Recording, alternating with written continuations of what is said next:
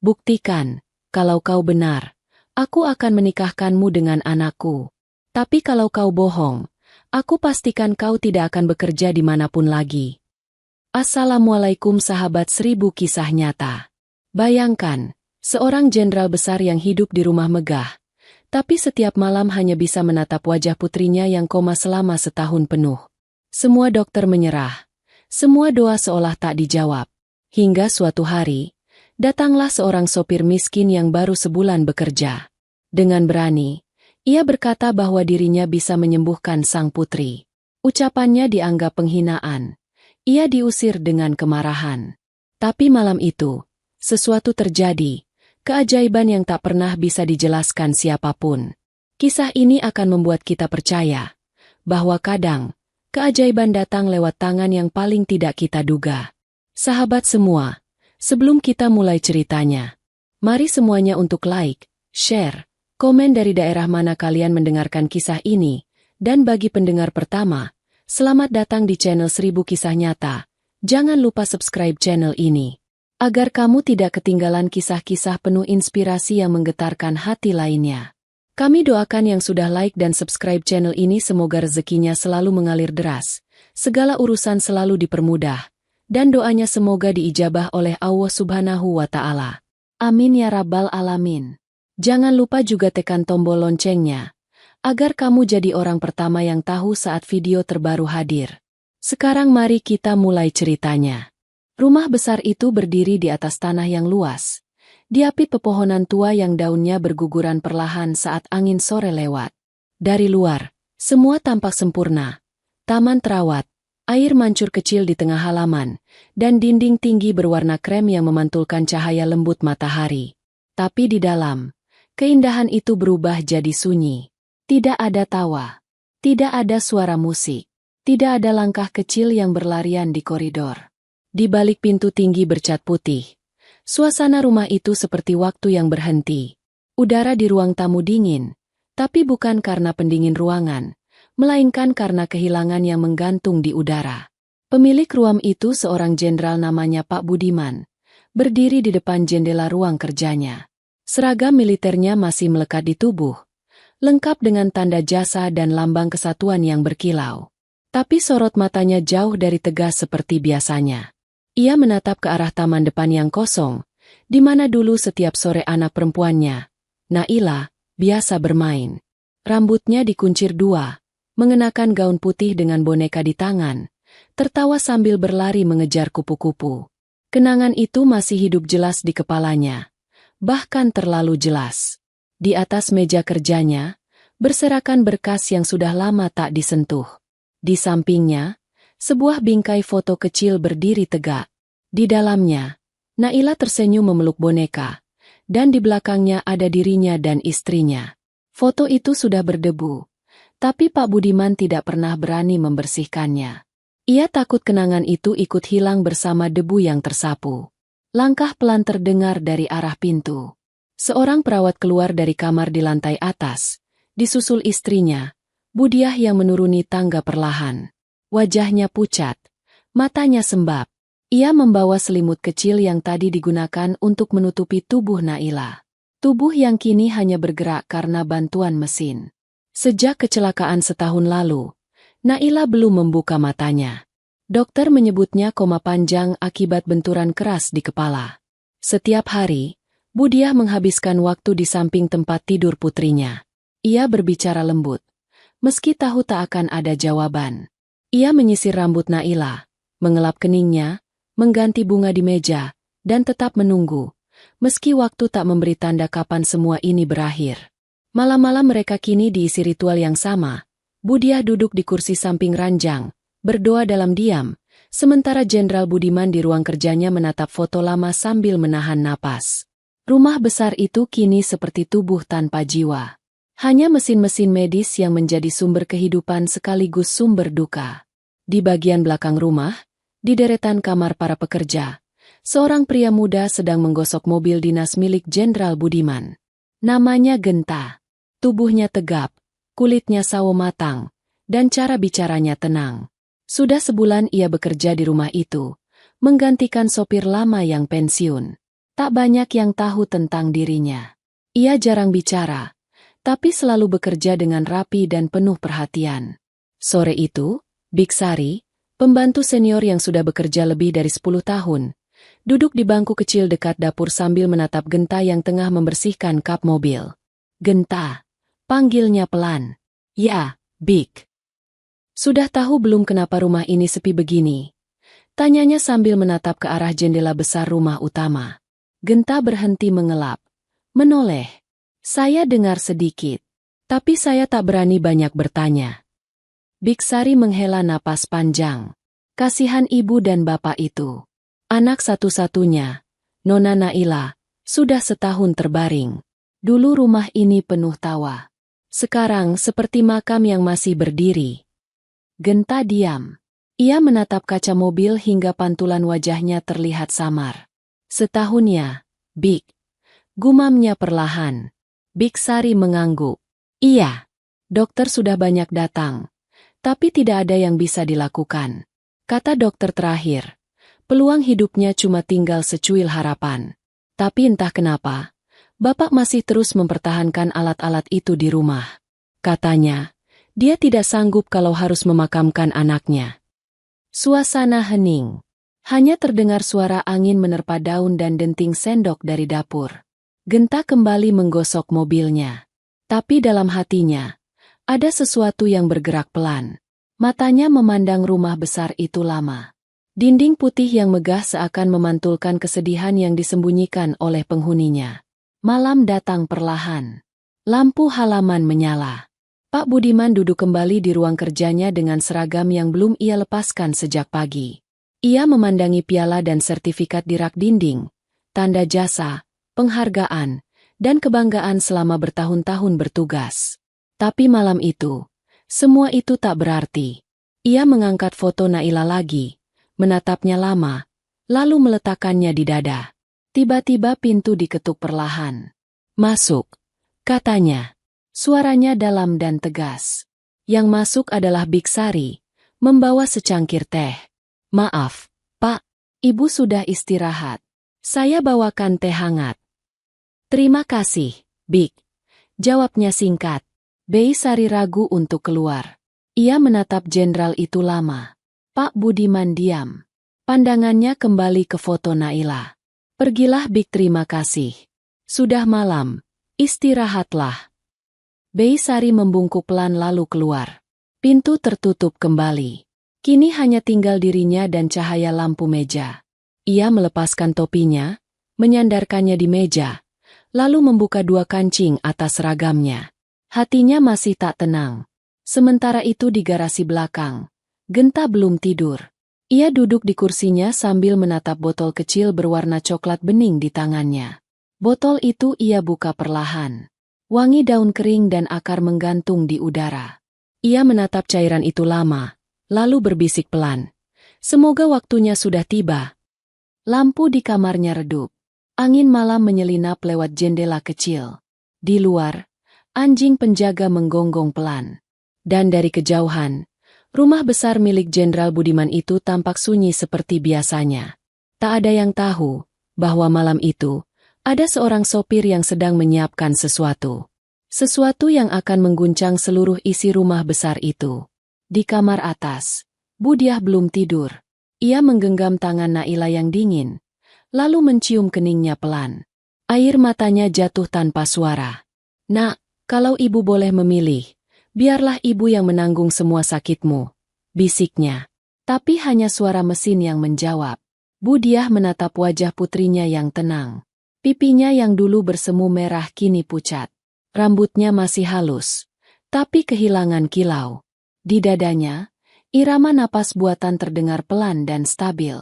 Jam di dinding berdetak. Setiap detik seperti menusuk.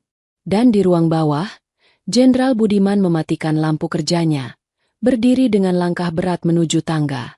Ia berhenti sejenak di bawah tangga, menatap ke atas. Dari sana, terdengar suara mesin, pelan namun konstan. Ia menatap ke langit-langit, matanya berkaca-kaca. Lalu ia berjalan perlahan menuju kamar putrinya, membuka pintu dengan hati-hati. Di dalam, Budiah menoleh. Pak. Suaranya serak. Pak Budiman berdiri di depan ranjang, menatap tubuh Naila. Ia merapikan ujung selimut, lalu menyentuh tangan putrinya yang dingin. Ayah di sini, nak, katanya pelan. Tidurlah dengan tenang. Lalu keduanya diam. Rumah besar itu kembali tenggelam dalam kesunyian. Namun di luar, di kamar kecil belakang, Genta masih menatap botol coklat di tangannya. Allah, bisiknya pelan. Beri aku waktu, hanya satu kesempatan. Malam itu, entah kenapa, angin berhenti bertiup. Lampu halaman bergetar pelan. Dan di balik dinding rumah besar yang kehilangan cahaya itu, takdir mulai bergerak dengan langkah kecil. Langkah yang akan membuka rahasia besar dan mengembalikan sinar yang telah lama padam. Pagi datang dengan cahaya lembut yang menembus kaca besar di ruang makan. Aroma kopi hitam memenuhi udara, bercampur dengan wangi roti panggang yang belum disentuh. Di meja panjang itu, hanya 2 kursi yang terisi. Bu Diah duduk diam menatap piring kosong di depannya, sementara Pak Budiman membaca laporan pagi tanpa benar-benar membacanya. Seragamnya rapi, sepatu mengilap, tanda pangkat di dadanya berkilau terkena sinar matahari. Namun matanya tetap suram. Sudah menjadi kebiasaannya, ia tetap memakai seragam meski tak pergi ke markas. Baginya, seragam itu bukan sekadar pakaian dinas, tapi tameng dari kesedihan yang terus menekannya. Ia merasa tanpa seragam, ia hanyalah ayah yang gagal menyelamatkan anaknya. Pak, sarapannya nanti dulu saja, ucap Bu Diah pelan, suaranya nyaris seperti bisikan. Ibu ingin ke kamar Naila lagi. Pergilah, jawab Pak Budiman singkat. Ia meneguk kopinya perlahan.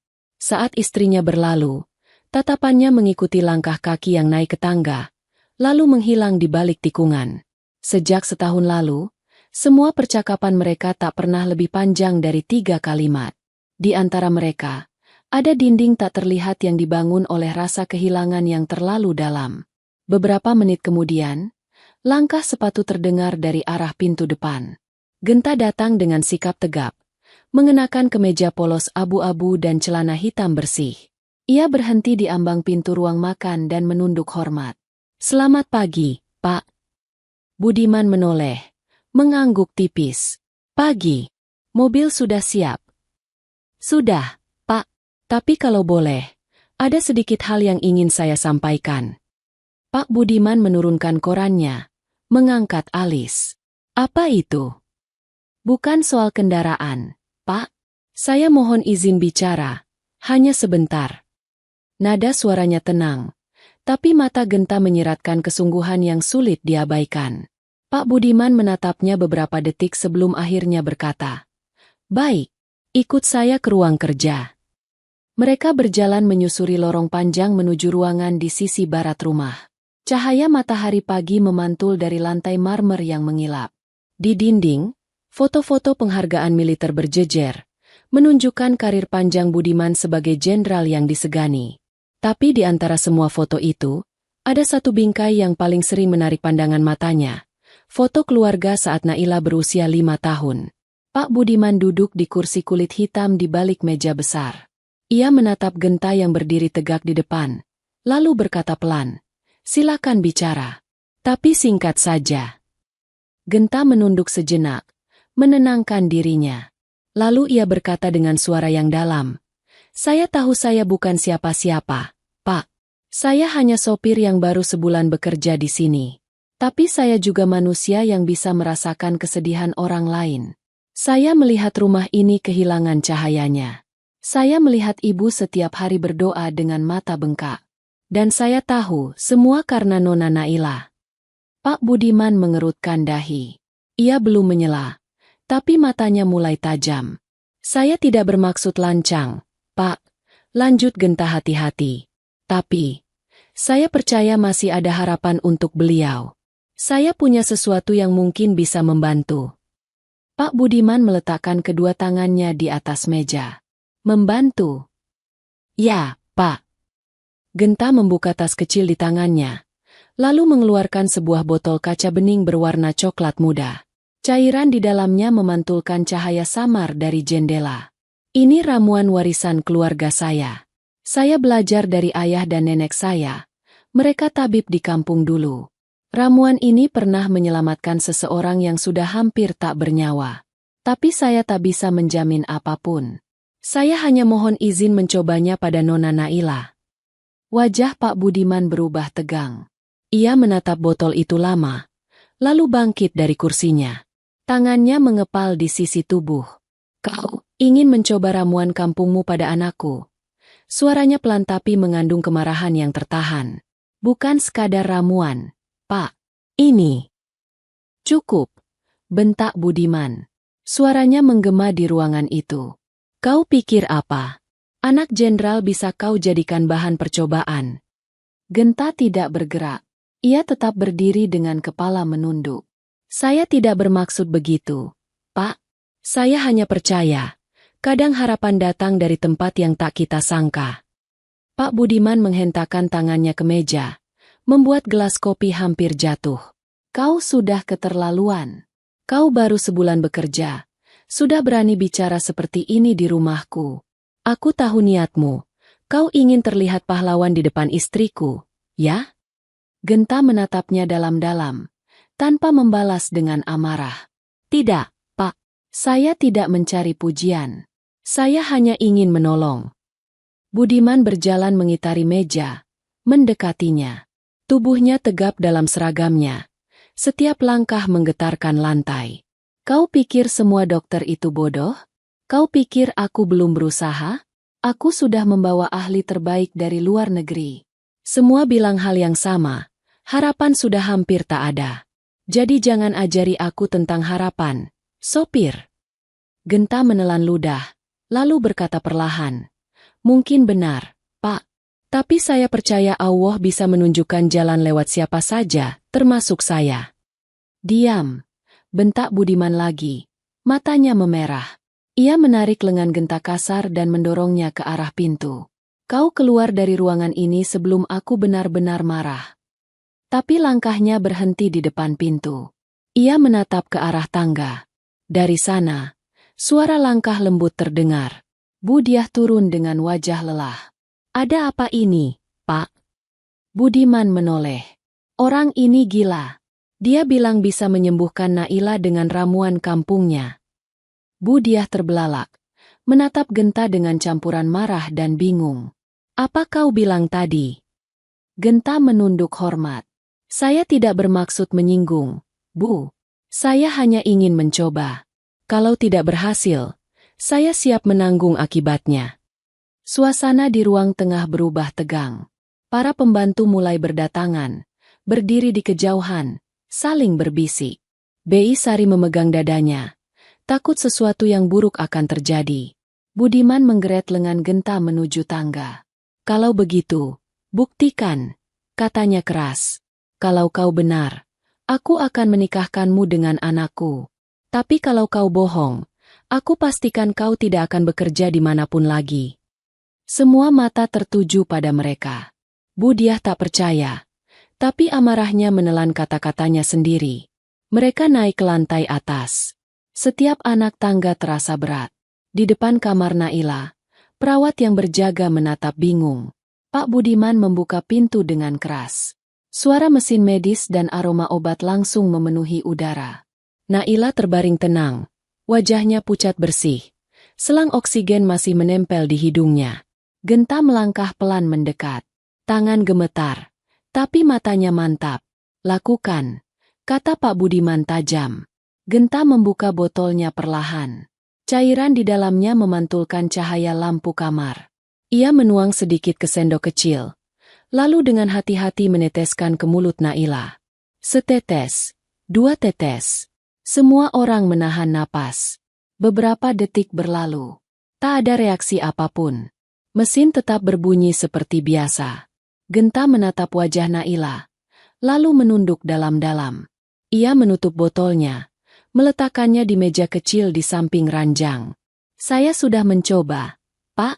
Selebihnya, hanya Allah yang tahu hasilnya. Budiman menatapnya dengan amarah yang hampir meledak.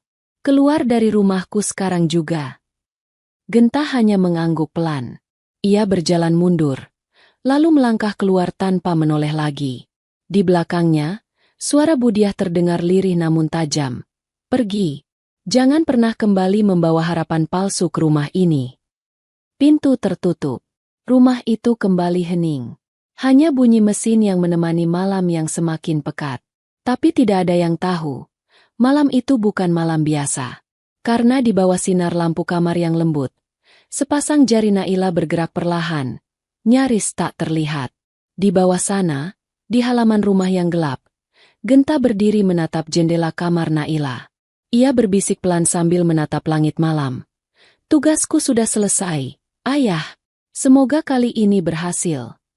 Dan di balik langit yang sunyi, mungkin benar ada yang mendengar. Karena malam itu, satu kehidupan yang lama tertidur mulai menggeliat pelan, membawa kembali secercah cahaya ke rumah besar yang selama ini kehilangan sinarnya. Malam turun pelan. Udara di sekitar rumah Jenderal Budiman terasa lebih dingin dari biasanya. Hujan sempat datang sebentar, menetes di atap seng garasi dan berakhir dengan suara air yang menetes lambat dari talang. Di kamar atas, Budiah duduk di kursi kecil di samping ranjang Naila, memegang tangan putrinya seperti biasa. Tangannya mulai lelah, tapi genggamannya tetap erat, seolah takut kehilangan kehangatan anaknya lagi.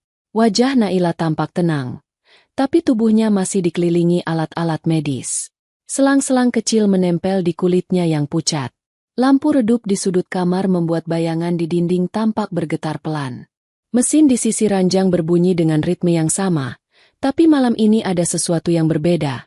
Entah apa, tapi udara terasa lain. Budiah mengusap kepala anaknya perlahan. Matanya berat karena lelah. Nak, ibu di sini. Ya, bisiknya pelan. Tidurlah tenang. Jangan takut apapun. Suara lembut itu makin pelan hingga akhirnya hilang. Ia tertidur dengan kepala bersandar di tepi ranjang, masih menggenggam tangan putrinya. Beberapa jam berlalu. Jarum jam di dinding sudah melewati angka 12. Suara hujan berhenti, menyisakan kesunyian yang nyaris sempurna. Namun di tengah diam itu, sesuatu yang tak biasa terjadi. Jari Naila, yang sudah berbulan-bulan tak bergerak, mulai bergetar pelan. Gerakannya kecil, hampir tak terlihat, seperti daun tersentuh angin. Budiah, yang tertidur dalam kelelahan, tiba-tiba merasakan genggaman tangannya berubah. Ia membuka mata perlahan. Dalam gelap, matanya menangkap sesuatu. Tangan Naila bergerak. Tidak banyak, tapi cukup untuk membuat napasnya tercekat. Ia menatapnya lama, takut kalau hanya mimpi. Tapi kemudian, jari-jari itu bergerak lagi. Kali ini lebih jelas. Pak, bisiknya hampir tanpa suara. Ia menoleh, tapi suaminya tak ada di kamar. Panik mulai naik dari dadanya. Ia berdiri tergesa, matanya berkaca-kaca. Pak, suaranya mulai tinggi. Pak, cepat ke sini. Suara langkah cepat terdengar dari koridor. Jenderal Budiman yang baru saja tertidur di kursi ruang kerja langsung bangun dan berlari menaiki tangga. Seragamnya masih ia kenakan meski sudah larut malam. Wajahnya tegang, napasnya berat. Begitu membuka pintu kamar Naila, ia menemukan istrinya berdiri dengan air mata di pipi, menunjuk ke arah ranjang. Lihat, Pak, tangannya bergerak. Budiman menatap tak percaya. Ia mendekat. Langkahnya lambat seperti takut harapan itu hanya bayangan. Ia meraih tangan anaknya. Dan benar, di genggamannya yang besar dan hangat, jari Naila bergerak kecil. Bukan hayalan. Itu nyata. Allah. Gumamnya lirih. Budiah menutup mulutnya, menangis di pelukan suaminya. Pak, dia bergerak. Pak, Naila hidup. Budiman menatap wajah anaknya lama sekali. Air matanya yang jarang muncul jatuh di punggung tangan Naila. Nak, kalau kau mendengar ayah bukalah matamu, katanya gemetar. Mesin di samping ranjang masih berbunyi stabil. Detak di layar monitor sedikit berubah, bergerak naik. Satu garis tipis hijau naik turun pelan, lebih teratur. Budiman cepat mengambil ponsel di sakunya, menelepon dokter keluarga. Dokter, cepat datang ke rumah. Ada perkembangan. Suaranya nyaris tidak stabil. Tak sampai 15 menit, suara kendaraan berhenti di depan rumah. Dokter utama keluarga, Dr. Andri, datang dengan tas medis dan wajah terkejut karena telepon yang mendadak di tengah malam. "Ada apa, Pak Jenderal?" tanyanya sambil berjalan cepat menaiki tangga. "Lihat sendiri, Dok," kata Budiman dengan napas berat. Begitu dokter mendekat, ia memeriksa denyut nadi di tangan Naila, kemudian membuka kelopak matanya perlahan. Lalu ia menatap monitor. Ia menahan ucapan, lalu menatap keduanya dengan mata berbinar. "Ini luar biasa." Nadi naik. Respons pupilnya kembali. Ini tidak mungkin terjadi tanpa rangsangan kuat sebelumnya. Budiah menatapnya dengan mata yang penuh air. Artinya Nona Naila mulai sadar. "Ini mukjizat, Bu," jawab dokter itu lirih. Masih tak percaya dengan hasilnya. Budiman berdiri kaku di tempat. Di matanya, seolah dunia berhenti berputar sejenak. Hanya suara mesin yang terdengar, tapi bunyinya kini tak lagi menakutkan. Justru seperti nyanyian kecil yang menandakan harapan baru. Ia menatap wajah Naila lama, lalu memejamkan mata, mengucap syukur dalam hati. Pagi mulai datang ketika dokter dan perawat selesai memeriksa semua kondisi Naila. Tubuhnya masih lemah, tapi napasnya stabil, dan suhu tubuhnya normal. Dokter memutuskan alat bantu pernapasan boleh dikurangi. "Saat ini dia tidur, dia butuh waktu, tapi saya yakin dia akan sadar penuh dalam waktu dekat," kata Dr. Andri dengan nada haru.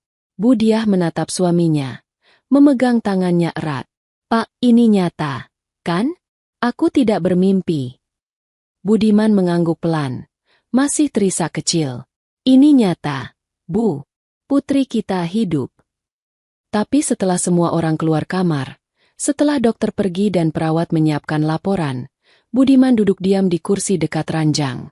Wajahnya belum benar-benar tenang. Ada sesuatu yang menggantung di pikirannya. Ia teringat satu nama, Genta. Sore tadi ia memarahinya, mengusirnya dari rumah, bahkan menuduhnya menghina keluarga. Tapi kini, anaknya hidup setelah cairan yang diteteskan pria itu ke mulut Naila. Ia tak mau percaya begitu saja, tapi pikirannya terus diserang tanda tanya. "Tidak mungkin," gumamnya pelan. "Tidak mungkin hal sederhana itu bisa membuat Naila bangun. Tapi kenapa waktunya tepat setelah dia melakukannya?" Pagi itu, rumah besar yang biasanya sunyi mulai terasa hidup. Para pekerja berbisik-bisik. Kabar bahwa Nona Naila bergerak sudah menyebar. Biksari bahkan meneteskan air mata sambil berkata pada pembantu lain, "Aku yakin ini semua karena sopir itu. Genta pasti bukan orang biasa." Budiman yang mendengar ucapan itu dari tangga hanya diam. Ia tak menegur, tapi kata-kata itu menancap di kepalanya. Setelah makan pagi yang hambar, ia mengganti seragam militernya dengan kemeja abu-abu, lalu berjalan ke garasi. Mobil hitam besar itu masih terparkir rapi di tempatnya. Namun tak ada Genta di sana. Ia menoleh ke arah Beisari yang sedang menyapu halaman. "Bik, sopir baru itu di mana?" "Si Genta, Pak?" tanya Beisari. "Tadi pagi tidak kelihatan. Sepertinya sudah pergi sebelum matahari terbit." "Dia bawa tasnya." "Pergi?" Dahi Budiman mengerut. "Kemana?" "Tidak tahu, Pak. Tapi sebelum subuh, saya dengar suara mobil kecil keluar pelan dari gerbang belakang." Budiman tak menjawab. Ia melangkah ke mobil dinasnya, membuka pintu, lalu duduk di dalam. Ia menggenggam setir erat. Pikirannya bergemuruh. Siapa sebenarnya orang itu? Beberapa hari berlalu. Naila mulai menunjukkan perkembangan lebih baik. Kelopak matanya sudah bisa terbuka sebentar. Ia sempat menatap kedua orang tuanya. Meski suaranya belum keluar, Budiah tak berhenti bersyukur. Namun Budiman tetap tak bisa tenang. Ia mencari semua berkas Genta, tapi tak banyak yang ia temukan. Data di KTP-nya benar, tapi alamat rumah yang tertera ternyata kosong. Ia mulai meminta bantuan anak buahnya di kepolisian untuk melacak identitas Genta. Tapi hasilnya justru membuatnya bingung. "Orang ini bersih, Pak," lapor anak buahnya. "Tidak ada catatan, Tidak ada riwayat buruk. Tapi anehnya, nama dan wajahnya cocok dengan seorang direktur muda di perusahaan farmasi besar di kota. Budiman menatap laporan itu lama. Direktur? Kau yakin? Yakin, Pak. Kami periksa ulang. Nama lengkapnya sama, Genta Pramudya. Tapi bagaimana bisa orang seperti itu bekerja jadi sopir di rumah Bapak? Budiman tidak menjawab. Ia hanya menatap jauh keluar jendela. Di langit sore yang berwarna jingga, suara burung kembali terdengar. Rumahnya kini kembali hidup, tapi hatinya penuh pertanyaan. Ia memejamkan mata, mengingat kembali wajah tenang Genta saat ia diusir. Tak ada marah, tak ada dendam. Hanya tatapan orang yang tahu apa yang sedang ia lakukan. Tatapan orang yang menyimpan sesuatu. Baiklah, gumamnya pelan sambil menatap laporan itu. Kau menang, Genta. Sekarang aku yang akan mencarimu. Dan saat matahari tenggelam di ufuk barat, langkah kaki Jenderal Budiman membawa arah baru. Dari seorang ayah yang dulu tenggelam dalam kesedihan, kini muncul tekad kuat untuk mencari kebenaran. Kebenaran yang dimulai dari seorang sopir yang diremehkan, tapi meninggalkan keajaiban yang tak bisa dijelaskan siapapun. Sore itu, cahaya matahari menembus sela daun di halaman rumah besar milik Pak Budiman. Udara hangat membawa aroma tanah yang baru disiram. Dari kejauhan, suara adzan maghrib menggema, membuat semua penghuni rumah berhenti sejenak dari aktivitasnya. Tapi di ruang kerja lantai bawah, Pak Budiman tidak bergeming. Ia duduk di kursinya dengan wajah yang tak bisa menyembunyikan kegelisahan. Di atas meja kerjanya, berserakan berkas hasil penyelidikan. Laporan dari kepolisian, fotokopi identitas, dan satu map tebal bertuliskan nama Genta Pramudya. Semakin lama ia membaca, semakin dalam alisnya berkerut. Direktur utama perusahaan farmasi Andalas Biotek, gumamnya pelan, membaca baris tulisan di kertas itu. Lulusan luar negeri, penemu formula herbal saraf regeneratif ini tidak masuk akal. Tangannya berhenti di sebuah foto. Wajah Genta di situ sama persis dengan sopir muda yang selama ini bekerja di rumahnya. Wajah tenang, senyum tipis, sorot mata jernih. Tidak ada sedikit pun yang menunjukkan bahwa pria itu seorang pemimpin perusahaan besar. Pak Budiman mengembuskan napas berat, menyandarkan tubuh di kursinya. Lalu kenapa dia datang ke rumah ini sebagai sopir? Pikirnya pelan. Apa maksudnya sebenarnya? Pintu ruang kerja diketuk pelan. Biksari masuk membawa teh hangat di atas nampan. Pak, minum dulu, katanya sopan. Pak Budiman hanya mengangguk. Terima kasih, Bik. Biksari menatap wajah Pak Budiman yang tampak lelah. Sejak pagi Bapak belum makan. Maaf kalau saya lancang, tapi sebaiknya Bapak istirahat sebentar. Pak Budiman menatap pembantu setia itu, lalu berkata pelan. Bik, kalau si Genta itu kembali ke sini, tolong beritahu saya, ya. Biksari mengangguk cepat. Siap, Pak. Dan jangan cerita apapun ke orang rumah dulu, lanjutnya. Saya ingin memastikan sesuatu. Baik, Pak. Jawab Biksari lalu keluar meninggalkan ruangan dengan langkah hati-hati. Pak Budiman kembali menatap laporan di mejanya. Di antara berkas-berkas itu, ada satu nama lain yang menarik perhatiannya. Herman Pramudya, ayah dari Genta. Tertulis di sana, meninggal akibat kecelakaan beruntun setahun lalu di jalan tol arah timur. Matanya melebar pelan. Ia mengangkat kepala, seolah ingat sesuatu. Kecelakaan setahun lalu. Gumamnya. Tunggu dulu, itu waktu yang sama dengan kecelakaan Naila. Pak Budiman berdiri, berjalan ke arah rak buku, lalu mengambil satu map besar berisi laporan kecelakaan yang dulu ia simpan. Ia membuka halaman demi halaman, menelusuri dengan teliti. Di sana tertulis kronologi. Sebuah truk bermuatan baja mengalami remblong dan menabrak dua mobil di depannya. Korban pertama adalah pengemudi sedan biru tua, meninggal di tempat. Korban kedua, Naila Budiman, mengalami luka berat dan koma. Tangannya berhenti di kalimat itu. Dunia seakan berhenti berputar sesaat. Mobil sedan biru, bisiknya. Ia merasakan napasnya memburu. Ia ingat berita itu. Ia bahkan sempat melihat mobil biru hancur di pinggir jalan saat datang ke rumah sakit. Tapi waktu itu pikirannya hanya tertuju pada putrinya. Tak pernah terpikir untuk mencari tahu siapa pengemudi sedan itu. Kini semuanya mulai jelas. Ayah Genta adalah korban pertama kecelakaan itu. Pak Budiman terduduk perlahan di kursinya. Wajahnya muram, tangannya gemetar pelan. Jadi, dia datang ke rumah ini bukan kebetulan. Pikiran itu menekan dadanya semakin kuat. Dia datang karena tahu Naila adalah bagian dari kecelakaan itu. Ia menutup wajahnya dengan kedua tangan, menahan rasa bersalah yang tiba-tiba menyergap. Ya Allah, apa ini balasan untuk kesombongan saya? Desisnya lirih. Malam itu, Pak Budiman tak bisa tidur. Ia duduk lama di balkon kamarnya, menatap langit yang dipenuhi bintang. Di bawah sana, cahaya lampu kamar Naila masih menyala. Suara alat medis masih terdengar samar. Tapi kini bukan lagi suara yang menakutkan, melainkan tanda kehidupan yang kembali perlahan. Budiah datang membawa selimut. "Pak, istirahatlah," katanya lembut. Pak Budiman menggeleng. "Tidak bisa, Bu." "Kenapa lagi, Pak?" Ia menatap istrinya dengan mata letih. "Aku tahu siapa Genta sebenarnya." Budiah mengerutkan dahi. "Siapa dia?" "Dia bukan sopir biasa," ucap Pak Budiman dengan suara berat. "Dia seorang direktur perusahaan besar. Tapi bukan itu yang membuatku kaget. Ayahnya, Herman Pramudya, adalah salah satu korban kecelakaan yang juga menimpa Naila setahun lalu." Budiah terdiam. Wajahnya pucat. "Ya Allah." Pak Budiman mengangguk pelan. "Selama ini aku sibuk menyalahkan dunia karena anak kita koma.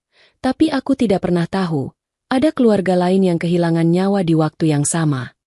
Air mata Budiah jatuh tanpa bisa ditahan. "Jadi, selama ini dia datang untuk..." "Aku belum tahu," potong Pak Budiman cepat. "Mungkin untuk memastikan sesuatu. Mungkin juga karena dia ingin membalas." Suasana malam menjadi semakin berat. Angin berhembus pelan, membawa suara daun kering jatuh di teras. Keesokan paginya, Pak Budiman memutuskan mencari sendiri.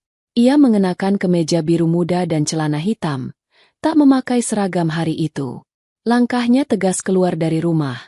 Wajahnya menyimpan tekad yang tidak main-main. Di garasi, mobil dinasnya sudah siap. Ia menyetir sendiri kali ini, tanpa sopir. Perjalanannya menuju pusat kota terasa panjang. Di sepanjang jalan, pikirannya tidak berhenti bekerja. Antara penyesalan, kemarahan, dan rasa ingin tahu bercampur jadi satu. Ia berhenti di depan gedung tinggi berlogo Andalas Biotech Corporation, perusahaan besar yang disebut dalam laporan itu. Gedung itu megah, dengan kaca besar dan penjagaan ketat. Satpam menghampiri. "Selamat pagi, Pak. Ada keperluan apa?" "Saya ingin bertemu Direktur Utama, Pak Genta Pramudya," jawabnya tenang tapi tegas. Satpam itu menatapnya sebentar, lalu menunduk sopan. "Baik, silakan ke resepsionis, Pak." Tak butuh waktu lama. Nama Pak Budiman membuat manajer lantai turun menemuinya langsung. "Silakan ke lantai 10, Pak. Beliau sedang rapat, tapi saya akan sampaikan." Lift bergerak naik pelan. Suara musik lembut terdengar di dalam kabin. Tapi bagi Pak Budiman, suasana itu terasa menyesakkan. Di pikirannya hanya ada satu hal. Wajah Genta yang tenang saat diusir dari rumahnya malam itu. Begitu pintu lift terbuka, ruangan luas dengan dinding kaca menyambutnya. Beberapa karyawan berhenti bekerja, saling berbisik, melihat seorang pria parubaya berwibawa berjalan melewati mereka. Di ujung ruangan, di balik pintu kaca bertuliskan, "Director Office." Genta duduk mengenakan jas abu muda dan kemeja putih. Ia sedang berbicara dengan dua dokter dari luar negeri, menjelaskan sesuatu di layar presentasi. Ketika pintu terbuka, Genta menoleh. Sorot matanya langsung bertemu dengan tatapan Pak Budiman. Sunyi seketika menyelimuti ruangan. Para dokter berhenti bicara. Genta mengangguk pada mereka pelan, memberi isyarat untuk menunda rapat. Lalu ia berdiri perlahan, menatap Pak Budiman dari seberang meja. Pak Budiman, katanya tenang. Silakan duduk. Pak Budiman tak langsung menjawab. Ia menatap ruangan itu. Modern, bersih, penuh prestise. Tidak ada sedikit pun jejak dari sopir sederhana yang dulu ia kenal. Jadi ini tempatmu sebenarnya, katanya akhirnya.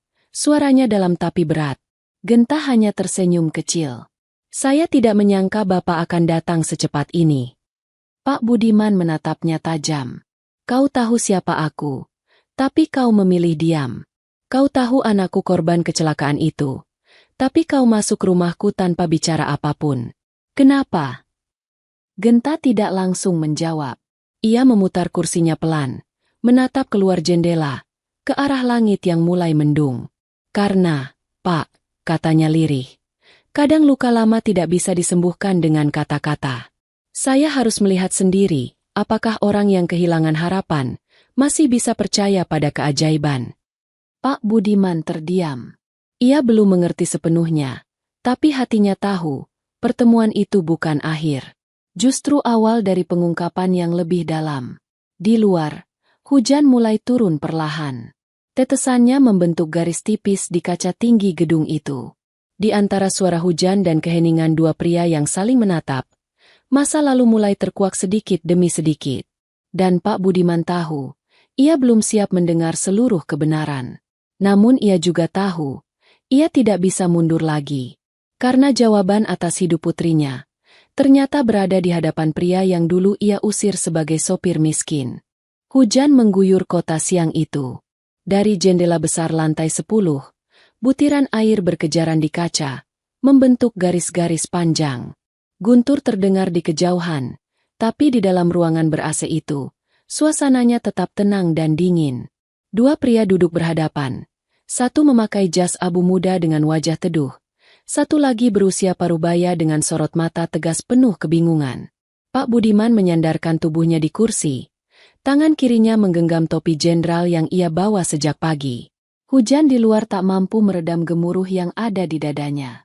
Ia menatap Genta tajam, tapi nada suaranya tetap pelan. Jadi, selama ini kau menyamar jadi sopir di rumahku hanya untuk membalas dendam, begitu?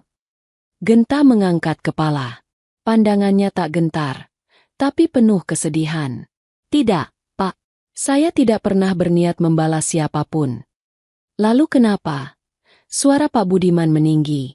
Kenapa kau datang dengan cara seperti itu, tanpa bicara, tanpa menjelaskan siapa dirimu sebenarnya?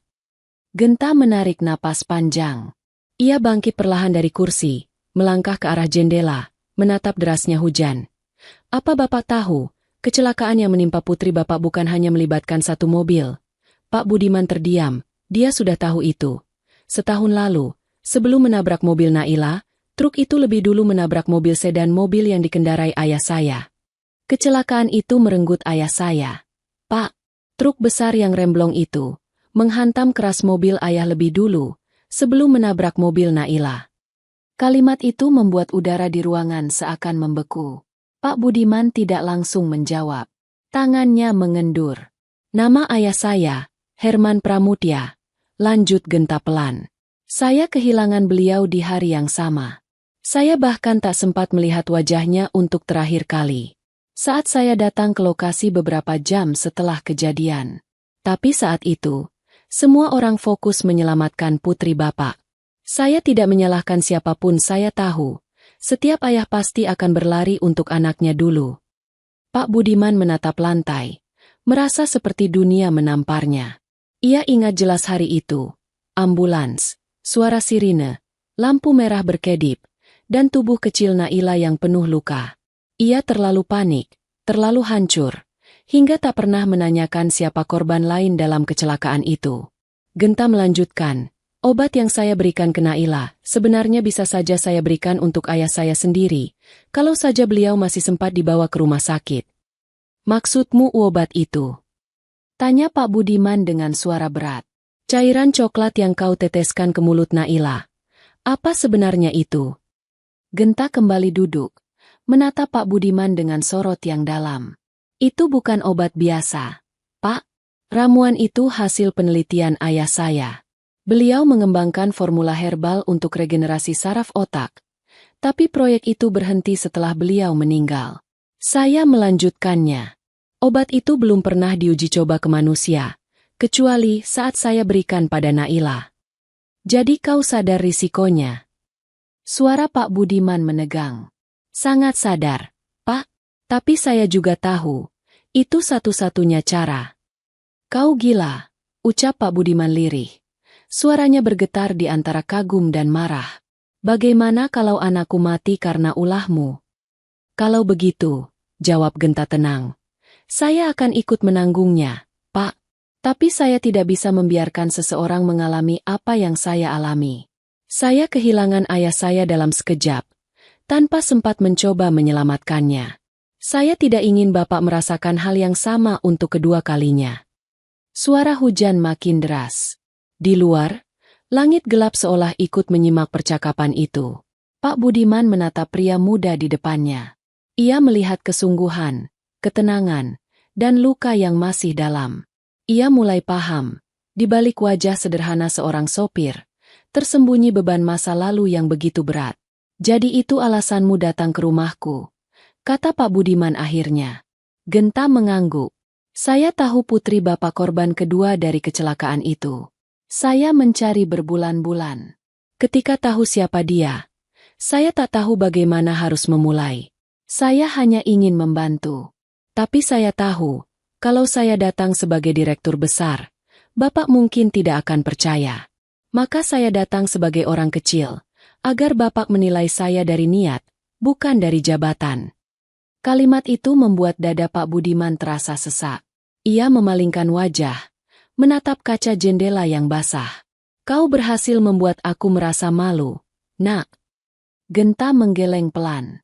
Tidak ada yang perlu malu, Pak. Bapak hanya seorang ayah yang terluka. Saya mengerti itu. Keheningan panjang melingkupi ruangan. Suara hujan menjadi satu-satunya musik yang tersisa. Beberapa menit kemudian, Genta berdiri dan berjalan menuju meja kecil di pojok ruangan. Ia mengambil sebuah kotak kayu kecil, membukanya, lalu meletakkan botol kaca bening berisi cairan yang sama seperti dulu di atas meja di hadapan Pak Budiman. Ini sisa ramuan itu, Pak, katanya perlahan. Ayah saya menamainya herba nusa. Terbuat dari ekstrak tumbuhan langka di pedalaman Kalimantan. Saat saya meneliti ulang formula ini di laboratorium, hasilnya menunjukkan reaksi luar biasa terhadap jaringan saraf yang mati. Tapi belum sempat diuji resmi. Ayah meninggal sebelum itu. Pak Budiman menatap botol itu dalam-dalam. Ia menunduk, lalu berkata pelan, dan kau menggunakannya pada anakku tanpa izin. Ya, Pak, jawab Genta jujur. Saya tahu itu salah. Tapi waktu itu, saya merasa Allah memberi isyarat agar saya tidak diam saja. Pak Budiman menatapnya lama sekali. Lalu, tanpa disadari, matanya mulai basah. Genta, katanya pelan, kalau kau tidak melakukannya, mungkin aku sudah kehilangan anakku untuk selamanya. Aku marah padamu, tapi aku juga berutang nyawa anakku padamu. Genta menunduk. Saya tidak ingin Bapak berutang. Cukup tahu, saya lakukan itu bukan untuk menebus siapapun, hanya untuk meneruskan niat ayah saya yang belum sempat selesai. Suasana menjadi hening kembali. Angin dari pendingin ruangan terdengar lembut, membawa aroma teh dari gelas di meja. Setelah beberapa lama, Pak Budiman bangkit berdiri. Langkahnya berat, tapi matanya kini tidak lagi menatap dengan amarah. Ia berjalan ke arah Genta, berdiri di depannya, lalu menepuk bahunya pelan. Terima kasih, Nak, ucapnya dengan suara bergetar. Aku salah menilaimu. Genta tersenyum kecil. Saya juga minta maaf karena tak jujur dari awal. Kau sudah jujur dengan perbuatanmu, kata Pak Budiman pelan. Dan itu lebih besar daripada 1000 kata. Genta mengangguk, menundukkan kepala hormat. Saya akan terus pantau kondisi Naila dari jauh. Pak, kalau Bapak mengizinkan, saya bisa bantu terapi dan pemulihan sarafnya nanti. Tentu, Nak, jawab Pak Budiman dengan nada tulus. Kau bukan lagi sopir di rumahku. Kau adalah bagian dari keluarga yang menyelamatkan hidup anakku. Langit di luar mulai cerah perlahan. Sisa hujan menetes di kaca, memantulkan cahaya lembut sore hari. Pak Budiman menatap keluar, lalu berkata pelan, "Aku ingin kau datang ke rumah, bertemu istriku. Ia harus tahu siapa sebenarnya orang yang menyelamatkan putrinya." "Saya akan datang, Pak," jawab Genta lembut. "Tapi izinkan saya menyiapkan sesuatu lebih dulu." "Apa itu?" "Sesuatu yang belum sempat saya katakan. Tentang kebenaran kecelakaan setahun lalu." Pak Budiman menatapnya heran. "Apa maksudmu?" Genta menatapnya dengan sorot mata yang dalam. "Kecelakaan itu, Pak, bukan hanya karena remblong." Hening kembali menyelimuti ruangan. Detak jam dinding terdengar jelas, seolah menegaskan kalimat yang baru saja keluar dari mulut Genta. Pak Budiman menatapnya lekat. Jantungnya berdegup cepat. Ia tahu, dari nada suara itu, akan ada sesuatu yang jauh lebih besar menunggu untuk terungkap. Langit sore itu berwarna kelabu. Hujan sudah berhenti, tapi hawa dingin masih menempel di udara. Dari lantai 10 gedung Andalas Biotek, pemandangan kota tampak samar tertutup kabut tipis. Pak Budiman berdiri memandangi langit lewat kaca besar. Di belakangnya, Genta masih duduk di kursinya, menatap meja yang penuh dengan berkas hasil penelitian. Tapi bukan itu yang membuat hati Pak Budiman tak tenang. Kata-kata terakhir Genta tadi, bahwa kecelakaan setahun lalu bukan hanya karena remblong, terus bergema di kepalanya. Ia berbalik, menatap pria muda itu dengan pandangan penuh tanda tanya. "Apa maksudmu, Nak? Bukankah hasil penyelidikan sudah jelas? Truk besar itu remblong dan menabrak 2 mobil. Sudah selesai." Genta menggeleng pelan. "Tidak, Pak. Hasil yang Bapak terima hanya setengah dari kebenaran." Pak Budiman mengerutkan dahi. "Setengah?" "Ya, karena laporan itu ditutup sebelum penyelidikan selesai." Suasana ruangan tiba-tiba berubah dingin. Genta berdiri, lalu berjalan menuju lemari kaca kecil di sisi ruangan. Ia membuka laci, mengeluarkan sebuah map hitam, dan meletakkannya di depan Pak Budiman. "Ini hasil penyelidikan pribadi saya, Pak. Saya mencari tahu sendiri, karena saya tidak percaya begitu saja ayah saya meninggal hanya karena kesalahan remblong." Pak Budiman mengambil map itu, membuka lembar demi lembar dengan hati-hati. Di dalamnya ada foto mobil sedan biru yang ringsek parah, laporan teknis kendaraan, dan keterangan dari beberapa saksi. Tapi ada satu dokumen yang membuatnya terpaku. Laporan dari tim teknisi yang menemukan jejak minyak rem yang sengaja dipotong di tengah jalur tikungan. Ia menatap Genta dengan mata membulat. "Kau maksud, ada yang sengaja merusak truk itu?" Genta mengangguk pelan. "Saya menduga begitu, Pak. Dan saya menemukan sesuatu yang lebih parah." "Apa itu?" "Truk itu milik perusahaan logistik, Sentra Mandiri, anak cabang dari kontraktor besar yang saat itu sedang bekerja sama dengan Kementerian Pertahanan." Pak Budiman menegang. Tangannya yang menggenggam kertas itu mulai gemetar.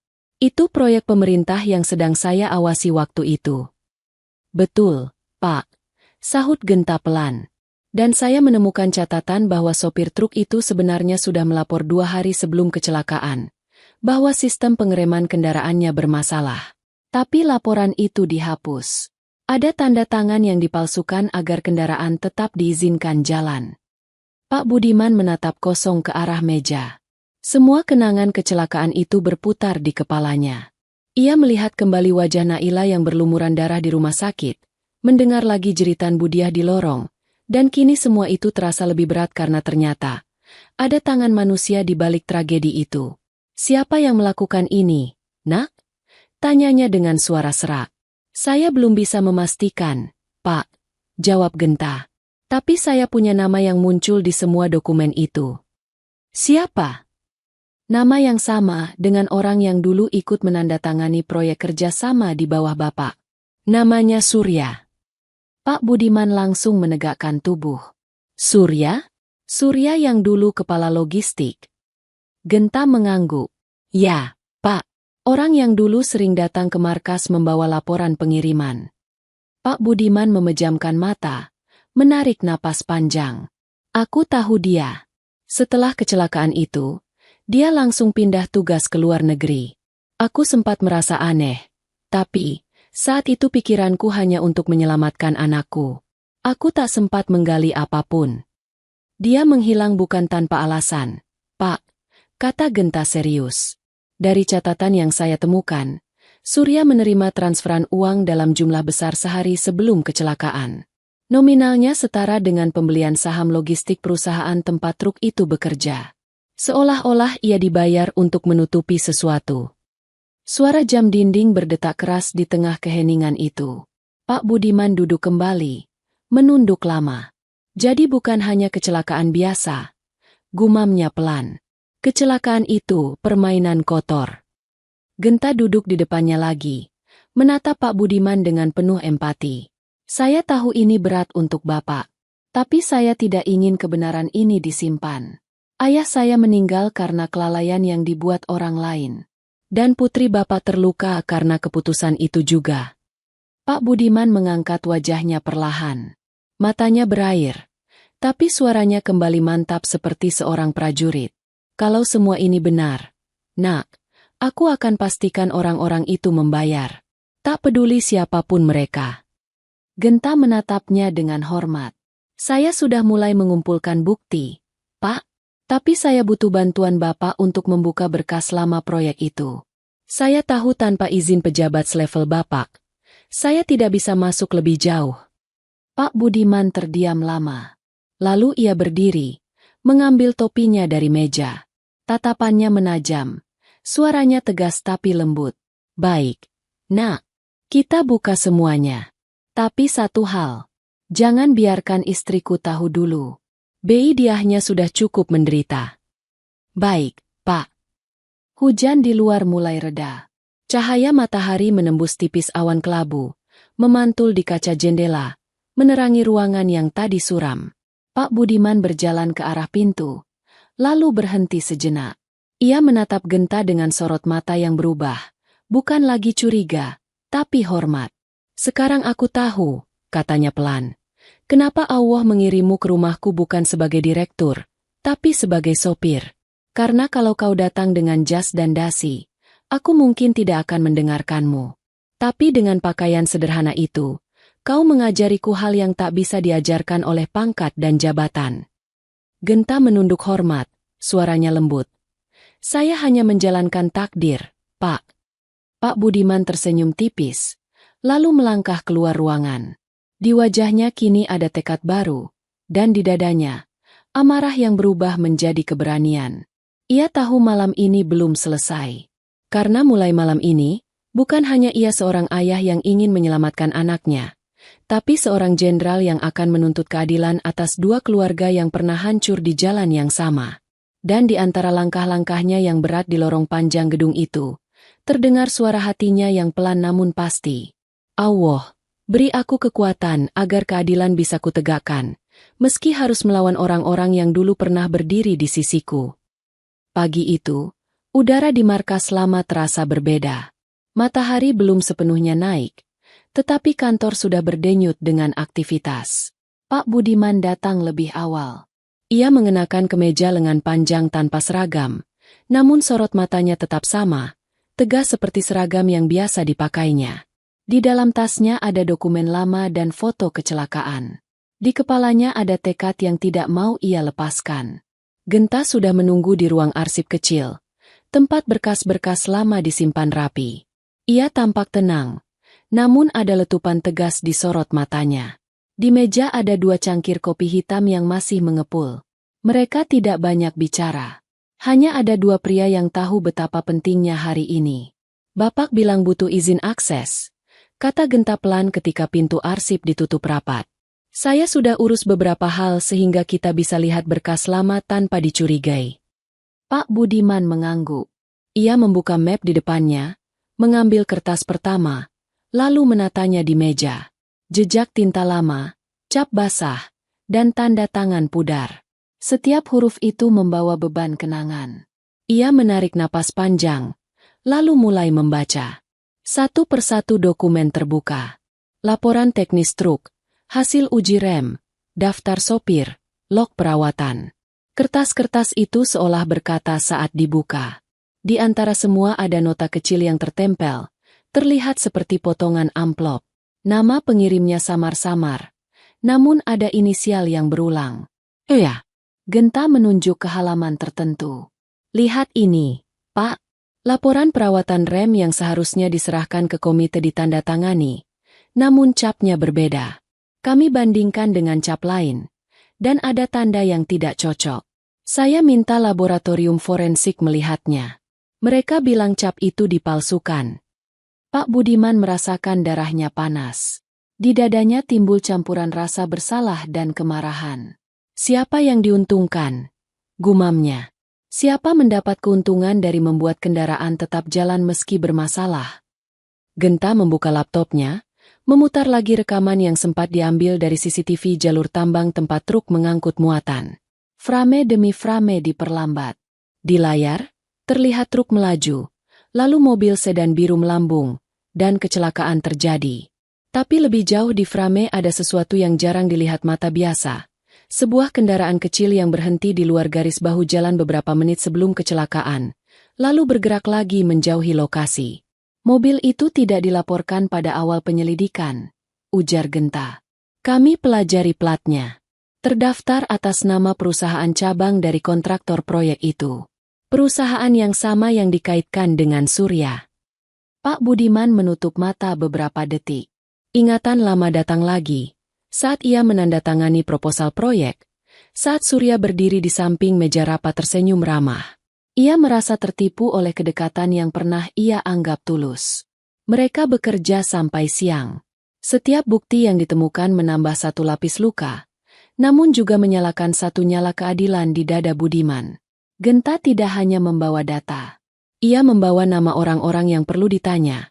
Nama saksi yang lupa didengar waktu itu karena mereka sibuk menyelamatkan nyawa Naila. Ada satu hal lagi, kata Genta sambil menyerahkan sebuah amplop tebal. Kami menemukan transfer uang dari rekening head yang tidak biasa. Uang besar masuk ke rekening Surya seminggu sebelum kecelakaan. Itu pola yang sama pada beberapa proyek yang menelan korban. Pak Budiman mengangkat alis. Artinya bukan saja kelalaian, tapi kemungkinan pengaturan. Mereka merencanakan langkah hati-hati. Langkah sembarang bisa membuat bukti hilang atau orang bersembunyi ke luar negeri lagi. Untuk itu mereka butuh saksi yang bersedia bicara. Genta mengatakan ia mengenal seorang mekanik kecil di bengkel pinggir kota yang pernah menandatangani laporan perawatan truk secara terpaksa. Mereka pergi menemui mekanik itu setelah salat duhur. Orang itu kerja dengan tangan cekatan. Wajahnya sulit menyembunyikan rasa takut. Awalnya ia menutup mulut, menolak berkomentar. Namun ketika Pak Budiman menatapnya dengan mata yang mengandung dua hal sekaligus, kelembutan seorang ayah dan ketegasan seorang pemimpin, mekanik itu mulai lalu menceritakan. Apa yang aku lakukan waktu itu? Pak, karena terpaksa. Kantor operasional bilang kalau tidak tanda tangani laporan, kami akan dituntut telat kirim barang, kontraktor akan rugi besar, dan kami bisa kehilangan pekerjaan. Surya bilang itu harus aman. Mereka bayar kami sedikit. Aku menandatangani cap itu karena takut. Setelah itu, aku tidur tidak tenang selama berminggu-minggu, kata mekanik itu dengan suara bergetar. Setiap kata membuat perut Pak Budiman sesak. Ia tidak lagi hanya mengumpulkan bukti. Ia mengumpulkan luka yang belum sembuh. Rasa bersalah yang harus ia akui sendiri. Ia tahu kini tugasnya bukan sekadar mencari pelaku teknis, tapi juga membongkar sistem di mana orang-orang kecil dipaksa berbohong. Di perjalanan pulang menuju rumah, langit mulai gelap. Di belakang kemudi, pikiran Pak Budiman bekerja cepat. Ia harus jaga agar berita ini tidak bocor. Ia juga harus menjaga istri agar tidak terbebani sebelum ada kepastian. Genta duduk di sampingnya. Tenang. Keheningan di mobil hanya diisi oleh bunyi wiper yang menyingkap rintik hujan. Setiba di rumah, suasana terasa lebih hangat. Naila sedang menjalani sesi fisioterapi ringan. Senyum kecil menerangi wajahnya saat terengah-engah mencoba menggerakkan jari. Budiah menatap dari kursi, sesekali mengusap air mata dengan lengan baju. Matanya kusam karena kurang tidur. Namun di sana ada cahaya yang berangsur. Kebaikan kecil hari ini muncul di setiap gerakan Naila. Pak Budiman turun dari mobil, berjalan pelan menuju teras. Ia melihat Genta yang berdiri menunggu, menundukkan kepala sopan. Ia tidak memaki. Ia menatap lelaki muda di hadapannya dan berkata pelan, "Kau sudah melakukan lebih dari yang kubayangkan." Genta mengangkat muka, menatap tajam ke arah suami yang dulu sempat mengusirnya. "Saya hanya ingin tahu kebenaran, Pak.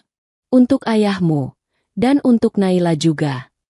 Pak Budiman menepuk bahu Genta ringan. "Kita akan ungkap semuanya. Tapi hati-hati, Nak. Musuh yang bermain di balik itu bukan orang kecil." Malam tiba dengan dingin yang meresap.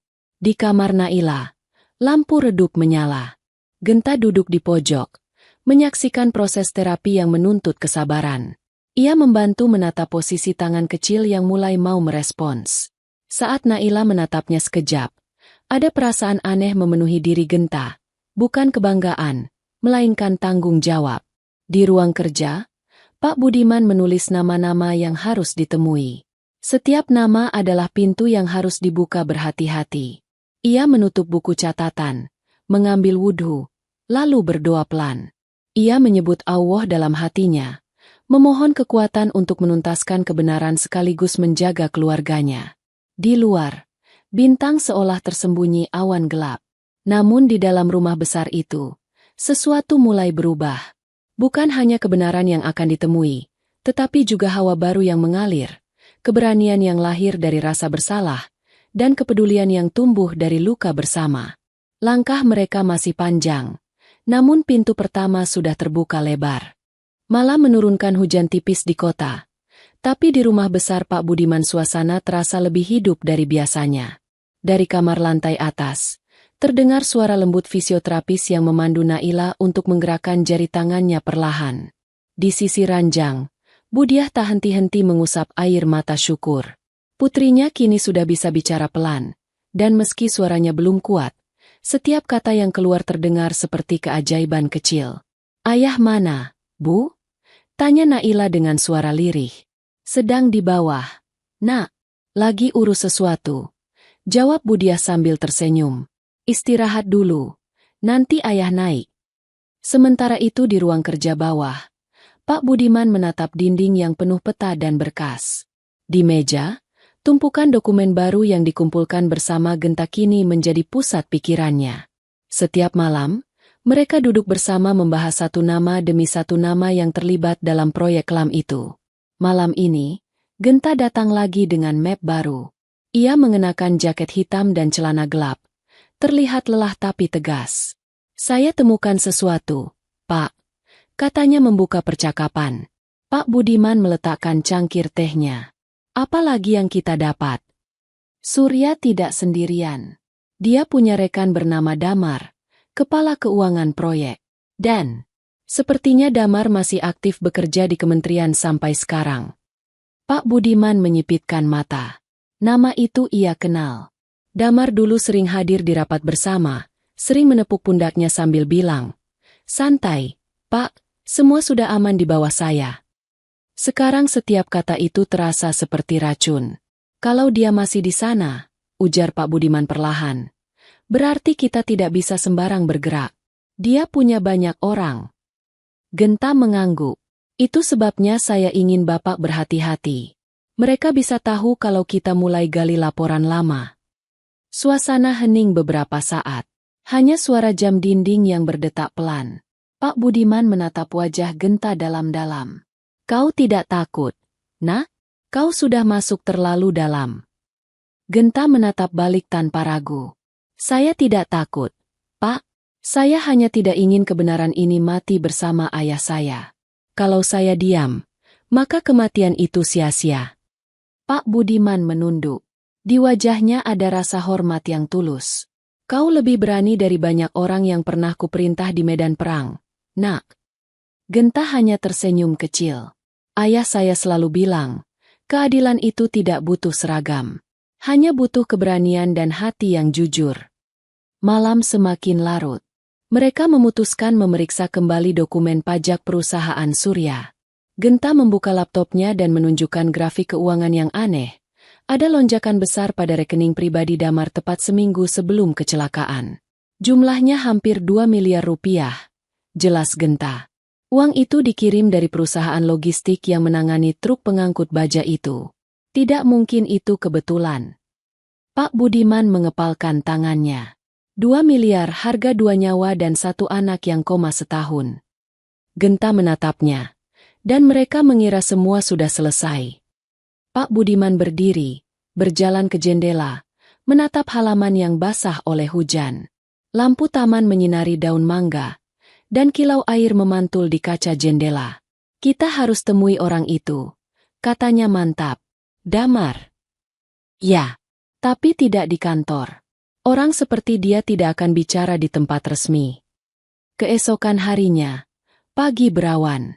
Pak Budiman berpakaian sederhana. Kemeja krem polos dan celana panjang hitam. Tak ada pangkat di dadanya. Ia ingin datang bukan sebagai jenderal, tapi sebagai ayah yang menuntut kebenaran. Genta ikut bersamanya. Duduk di kursi penumpang. Mobil meluncur meninggalkan halaman dengan tenang. Mereka tiba di sebuah kafe kecil di pinggir kota. Tempat itu tenang. Pengunjungnya sedikit. Dari arah pintu belakang, seorang pria bertubuh besar dengan jas mahal muncul, Damar. Rambutnya mulai memutih, tapi sikapnya tetap congkak. Ia langsung mengenali Pak Budiman, dan tersenyum penuh basa-basi. Pak Jenderal, wah, lama tak jumpa. Dunia kecil, ya? Katanya sambil menyalami tangan Pak Budiman dengan tawa tipis. Pak Budiman tidak tertawa. Saya datang bukan untuk basa-basi, Mar. Ah, masih tegas seperti dulu rupanya. Ucap Damar dengan nada ringan, tapi matanya tajam, waspada. Ada urusan apa? Proyek baru. Pak Budiman menatapnya dingin. Proyek lama. Kecelakaan di tol setahun lalu. Damar terdiam sesaat. Tangannya yang memegang cangkir kopi berhenti di udara. Kecelakaan apa, Pak? Truk baja yang menabrak 2 mobil. Korbannya seorang pria yang naik sedan biru, dan putri saya, Naila. Wajah Damar berubah pucat sekejap, tapi ia cepat menutupinya dengan senyum kaku. Ah, itu. Saya dengar kabarnya dulu. Ya, turut berduka, Pak. Tapi bukankah itu murni remblong? Pak Budiman mencondongkan tubuhnya. Suaranya dalam dan berat. Kau tahu itu bukan remblong, Mar. Genta yang duduk di sebelah diam memperhatikan. Damar mencoba tertawa kecil, tapi matanya mulai berkedut. Saya tidak mengerti maksud Bapak. Jangan pura-pura, potong Pak Budiman tajam. Kau pikir aku tidak tahu uang 2 miliar masuk rekeningmu seminggu sebelum kecelakaan itu? Kau pikir data itu bisa hilang begitu saja? Damar meletakkan cangkirnya dengan keras, mencoba terlihat tenang. Tapi peluh kecil mulai muncul di keningnya. Pak, saya tidak tahu apa yang Anda bicarakan. Dunia ini penuh kebetulan. Tidak ada kebetulan dalam kematian orang yang tidak bersalah. Suara Pak Budiman meninggi. Beberapa pengunjung kafe menoleh. Genta menyentuh lengan Pak Budiman pelan, menandakan agar tenang. Damar bangkit dari kursinya, mencoba menguasai diri. Pak Jenderal, saya punya banyak urusan. Kalau tidak ada hal penting. Duduk, Damar. Potong Pak Budiman datar. Atau aku yang pastikan besok pagi namamu muncul di surat kabar dengan semua bukti transfer yang kumiliki. Damar menatapnya lama. Napasnya berat. Akhirnya ia kembali duduk. Apa yang Bapak mau? Jawaban. Ucap Pak Budiman pelan tapi tajam. Siapa yang menyuruhmu menutup laporan itu? Siapa yang membuat truk itu tetap beroperasi? Damar mengusap wajahnya dengan tangan gemetar. Pak, ini tidak sesederhana yang Bapak pikir. Saya hanya menjalankan perintah. Dari siapa? Damar menunduk, tak menjawab. Dari Surya? Tekan Genta. Damar menggeleng lemah. Lebih tinggi dari itu. Hening. Kalimat itu membuat darah di tubuh Pak Budiman seakan berhenti mengalir. Ia tahu, jika ada yang lebih tinggi dari Surya, berarti permainan ini menyentuh orang-orang yang dulu duduk di meja rapat bersamanya. Damar memandang mereka dengan mata penuh ketakutan. Pak, Saya tidak bisa bicara di sini. Mereka bisa mendengar. Kalau Bapak memaksa, bukan cuma saya, tapi keluarga saya juga yang hilang. Pak Budiman menatapnya tajam, tapi menahan diri. Ia sadar, ketakutan di wajah pria itu bukan sandiwara. Dunia ini punya tangan panjang, dan orang-orang di dalamnya tidak segan menghapus siapapun yang terlalu dekat dengan kebenaran. Genta akhirnya angkat bicara dengan tenang. Kalau begitu, beri kami satu nama saja, Pak. Satu nama yang bisa kami mulai. Damar menatap ke arah jendela, lalu menunduk. Dengan suara rendah, ia berkata, namanya sudah Bapak kenal. Orang itu masih di kementerian, dan pernah duduk satu ruangan dengan Bapak di rapat terakhir sebelum proyek disetujui. Namanya Arif Nugraha. Nama itu seperti petir di siang bolong. Pak Budiman menegakkan tubuhnya. Arif Nugraha, wakil menteri yang dulu bekerja bersamanya. Orang yang ia hormati dan percaya sepenuhnya. Genta dan Pak Budiman saling berpandangan. Tidak ada kata-kata. Hanya kesadaran yang perlahan tumbuh. Jalan menuju kebenaran kini menuntun mereka lebih jauh, lebih dalam, ke wilayah yang bahkan bayangan mereka tak berani sentuh sebelumnya. Dan malam itu, di tengah hujan yang kembali turun pelan, Pak Budiman menatap langit dari jendela mobilnya. Kalau ini jalan yang harus kutempuh, maka aku tidak akan mundur. Tidak kali ini, Genta. Genta menunduk hormat. Saya ikut di belakang Bapak, apapun risikonya. Di bawah kilat yang sesekali menyambar, dua lelaki itu duduk dalam diam, tapi tekad mereka kini sama, membuka rahasia yang sudah terlalu lama disembunyikan, bahkan jika untuk itu, mereka harus melawan kekuasaan yang pernah mereka junjung sendiri. Hujan berhenti menjelang subuh. Langit masih kelabu. Namun di rumah besar Pak Budiman lampu ruang kerjanya sudah menyala sejak dini hari. Di meja, tumpukan berkas terbuka.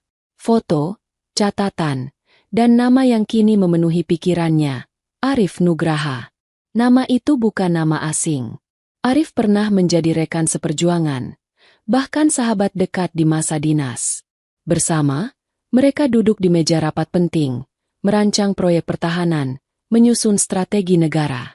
Dan kini, nama itu menjadi pusat kecurigaan paling berat. Pak Budiman duduk lama di kursinya. Kopi di depannya sudah dingin, tapi pikirannya masih bergemuruh. Arif, gumamnya lirih. Kau yang aku percaya sepenuhnya, tak mungkin kau tega. Pintu ruang kerja diketuk pelan. Genta masuk, membawa dua map baru. Maaf ganggu, Pak. Saya tahu Bapak belum tidur. Pak Budiman mengangkat wajahnya. Kau tidak tidur juga rupanya. Nak. Saya tidak bisa, Pak. Kalau apa yang dikatakan Damar benar, maka kita berhadapan dengan orang yang tidak kecil. Ini bukan sekadar korupsi proyek. Ini permainan hidup dan mati. Pak Budiman menatap Genta lekat-lekat. Arif bukan orang sembarangan. Dia cerdas, berhati dingin. Tapi dulu ku kenal sebagai orang yang tak akan menjual nuraninya. Aku ingin percaya masih ada alasan lain di balik semua ini. Genta menatapnya dengan hormat. Mungkin benar, Pak, tapi keadilan tidak mengenal masa lalu. Yang salah harus ditanggung. Pak Budiman menarik napas panjang. Ia membuka map yang dibawa Genta. Di dalamnya ada dokumen transfer baru, rekening yang terhubung dengan nama perusahaan milik Surya, dengan tanda tangan elektronik yang mengarah ke Arif Nugraha. Semua garis kini bertemu di satu titik. Ini bukti terakhir yang kita butuhkan, Pak, ucap Genta perlahan. Tidak, jawab Pak Budiman. Ini baru permulaan. Ia berdiri, menatap keluar jendela. Dari sana, matahari pagi mulai muncul perlahan, menembus awan. Aku ingin bertemu Arif langsung. Kalau dia benar bersalah, aku ingin mendengar pengakuannya sendiri. Sore itu, mobil hitam Pak Budiman berhenti di depan rumah mewah berarsitektur modern di kawasan Menteng. Halamannya luas, dijaga dua satpam berseragam rapi.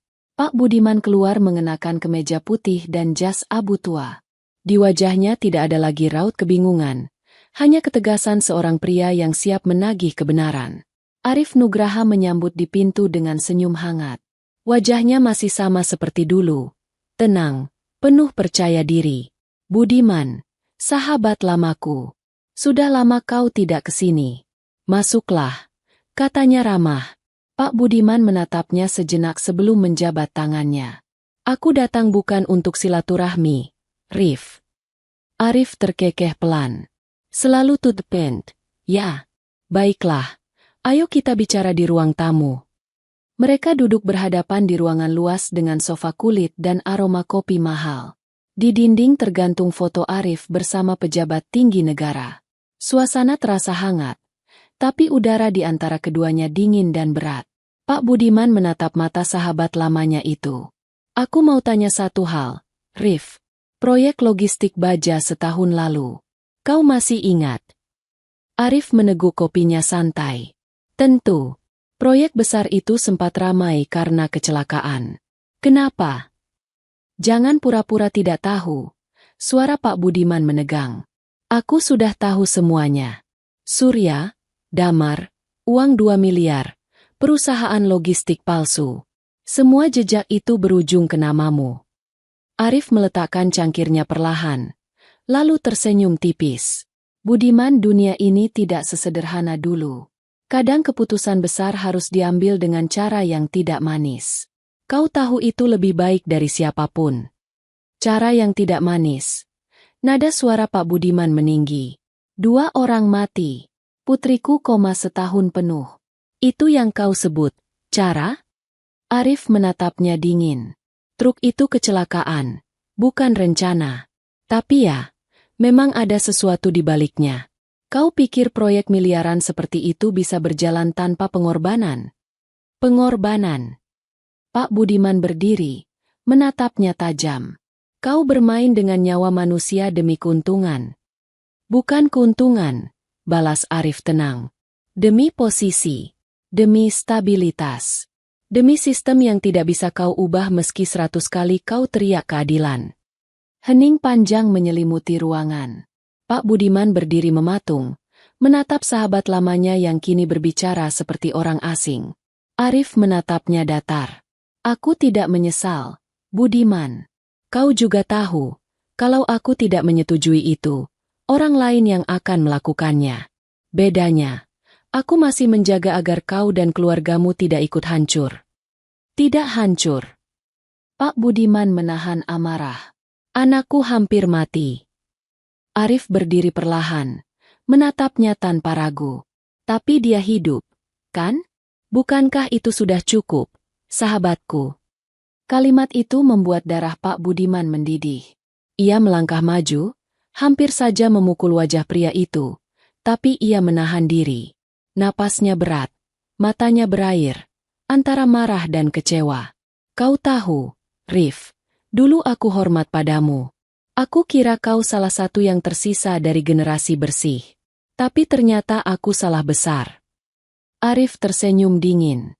Kau hidup terlalu lama di dunia ideal, Budiman. Di dunia nyata, orang seperti kita hanya 2 pilihan, menyingkir atau menyesuaikan.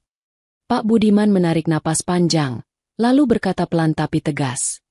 Kalau itu pilihanmu, aku memilih menyingkir, Rif. Tapi bukan dalam diam. Aku akan buka semua ini. Apapun risikonya. Arif tertawa pelan, tapi tatapan matanya berubah dingin. Hati-hati, Budiman. Dunia ini tidak senang pada orang jujur. Kau sudah bukan siapa-siapa sekarang. Jangan buat keluargamu menderita lagi hanya karena idealismemu yang terlambat bangun. Pak Budiman menatapnya lama, lalu berbalik pergi tanpa sepatah kata lagi. Tapi dalam hatinya, api yang dulu hampir padam kini menyala lebih besar. Malam itu, di rumahnya, ia duduk bersama Genta di ruang kerja. Wajahnya pucat, tapi matanya menyala penuh semangat. Dia mengakui semuanya. Nak, katanya lirih. Dan lebih dari itu, dia mengancamku. Genta menatapnya serius. Kita harus bertindak cepat, Pak.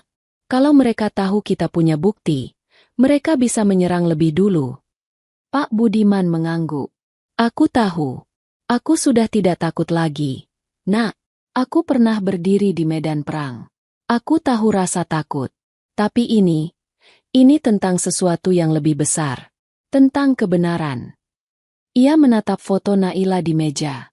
Aku akan pastikan, Nak, tak ada lagi orang yang harus kehilangan anak seperti aku dulu. Genta menunduk.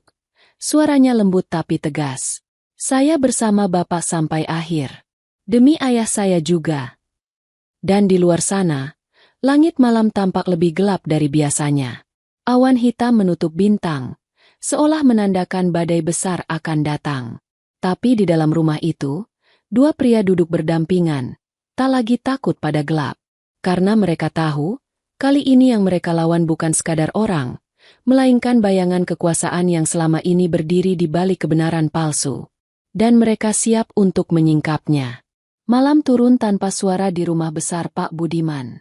Angin hanya berbisik di sela daun mangga, sementara cahaya lampu taman menyoroti jalan setapak yang basah sisa hujan sore tadi. Dari kamar lantai atas, terdengar suara lembut Naila yang sedang membaca doa sebelum tidur. Tubuhnya kini jauh lebih kuat. Tangannya sudah bisa digerakkan.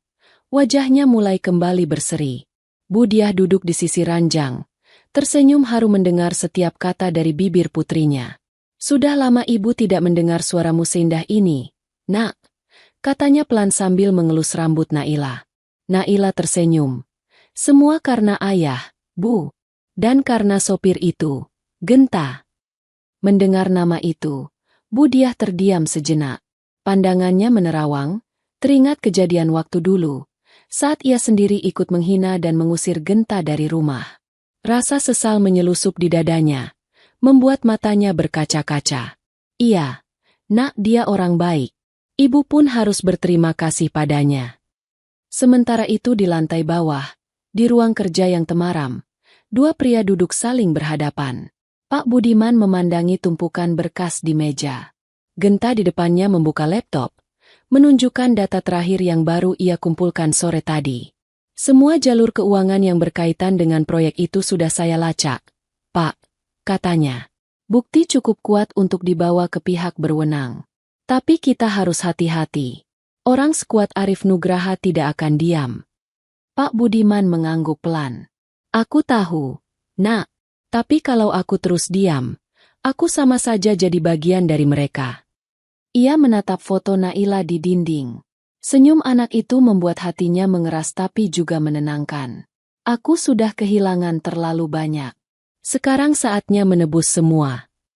Tiba-tiba ponsel Genta bergetar. Satu pesan masuk dari nomor tak dikenal. Ia membaca cepat. Lalu wajahnya menegang. Ada apa, Nak? Tanya Pak Budiman. Genta menyerahkan ponselnya. Ini, Pak, pesan dari orang yang dulu bekerja di kantor Surya. Katanya dia mau bicara, tapi cuma malam ini, di tempat yang sepi. Pak Budiman membaca pesan itu cepat. Dia menyebut lokasi di gudang pelabuhan lama. Iya, Pak, mungkin dia takut. Tapi dia bilang punya salinan dokumen asli tentang siapa yang menandatangani perintah palsu pengiriman baja waktu itu. Pak Budiman bangkit dari kursinya. Baik, kita temui dia malam ini juga.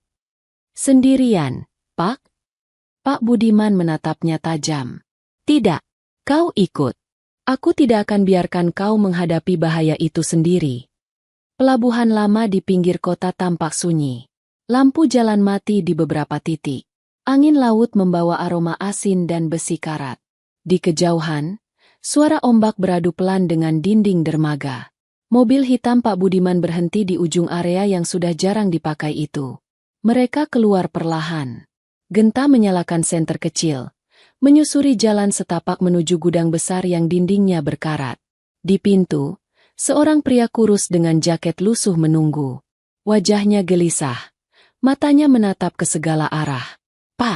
Pak Budiman, katanya dengan suara terbata. Benar, kau yang kirim pesan? Tanya Pak Budiman. Pria itu mengangguk cepat. Iya, Pak. Saya mantan staf administrasi di perusahaan logistik Surya. Waktu itu saya diminta mengetik ulang dokumen, tapi saya simpan salinannya. Saya tidak tahan lagi melihat orang-orang tak bersalah jadi korban. Ia mengeluarkan amplop dari dalam jaketnya, menyerahkannya pada Genta. Semua di dalam sini, termasuk bukti transfer yang mengarah langsung ke rekening pribadi Arif Nugraha. Pak Budiman menatap amplop itu dalam diam. Lalu menepuk bahu pria itu. Kau sudah melakukan hal benar, Nak. Sekarang, pergilah sebelum ada yang tahu kau bicara dengan kami. Pria itu mengangguk cepat dan berlari ke arah gelap. Genta menatap amplop itu dengan wajah serius. Kalau ini benar, Pak, semuanya selesai. Ini bukti terakhir. Pak Budiman mengangguk. Ya, Nak. Setelah ini, tak ada lagi yang bisa mereka sembunyikan. Namun belum sempat mereka melangkah kembali ke mobil. Suara langkah kaki terdengar dari belakang. Suara berat sepatu menghentak lantai semen. 3 pria muncul dari balik bayangan. Wajah mereka keras, dan di tangan salah satunya terlihat sesuatu berkilat, besi panjang seperti tongkat. Pak Budiman, sebaiknya Bapak dan teman Bapak itu tinggalkan tempat ini. Ucap pria di tengah dengan nada tajam. Jangan ikut campur urusan yang bukan tanggungan kalian. Pak Budiman berdiri tegak. Suaranya tenang tapi tegas. Urusan ini sudah jadi tanggunganku sejak anakku terluka karena proyek kotor kalian. Pria itu tersenyum miring. Kalau begitu, maaf, Pak. Kami cuma disuruh memastikan Bapak tidak sempat cerita ke siapapun. Salah satu dari mereka maju, mengangkat tongkat besinya. Tapi Genta lebih cepat. Ia menepis serangan itu, memutar tubuh, dan mendorong pria itu jatuh ke tanah. Pria lain menyerang dari sisi kiri, tapi Pak Budiman menahan tangannya, memutar pergelangan, dan membuatnya meringis kesakitan. Pertarungan singkat terjadi di bawah cahaya redup pelabuhan. Genta bergerak cekatan, memanfaatkan senter di tangannya untuk memukul balik. Pak Budiman, meski tak lagi muda, masih lincah dan tangguh. Dua lawan kabur setelah menyadari mereka berhadapan dengan orang yang terlatih. Pria terakhir, yang tampak sebagai pemimpin, berlari ke arah mobil hitam di ujung gudang. Tapi Genta lebih dulu menembakkan lampu senter ke arah wajahnya, membuatnya limbung dan jatuh. Di tangannya terlepas ponsel yang masih menyala, dan di layar ponsel itu tertulis nama pengirim pesan, Arif Nugraha. Pak Budiman mengambil ponsel itu, menatap layar beberapa detik, lalu menatap Genta. Kau lihat, Nak, mereka sendiri yang mengirim orang-orang ini. Itu berarti mereka panik. Genta mengangguk. Dan itu tanda kita hampir menang, Pak. Pagi harinya, semua dokumen itu sampai di tangan lembaga anti korupsi. Pak Budiman sendiri yang datang menyerahkan amplop itu dengan nama terang di surat pelaporan. Media mulai ramai. Berita menyebar cepat. Nama Arif Nugraha muncul di mana-mana, disertai bukti kuat keterlibatan dalam kasus penggelapan dan sabotase proyek. Di rumah, Budiah menatap layar televisi dengan tangan menutup mulut. Air matanya menetes. Pak, apa semua ini benar? Pak Budiman duduk di sebelahnya, menggenggam tangannya lembut. Benar, Bu. Kebenaran memang pahit. Tapi akhirnya, dia muncul juga. Naila yang duduk di kursi roda menatap mereka dengan mata berbinar. Ayah, akhirnya ayah menang. Pak Budiman tersenyum. Bukan ayah yang menang, Nak. Kebenaran yang menang. Beberapa hari kemudian, kabar besar datang. Arif Nugraha ditahan. Surya dan Damar menyerahkan diri. Semua nama besar itu kini jadi berita utama. Rumah Pak Budiman mulai didatangi wartawan.